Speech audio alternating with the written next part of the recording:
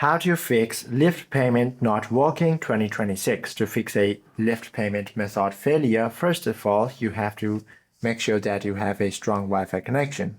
If you don't have one, try switching to a better network and then proceed to check the data. What you can do is simply launch the Lyft application on your device, then tap on the payment section, then select your card.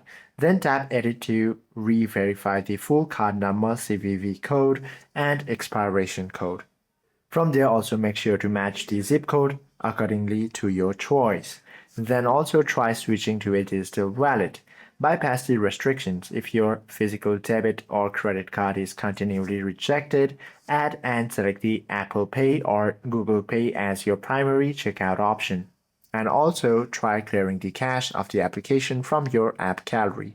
Hope this video helps you out a lot. If you have any questions or queries, do comment down below.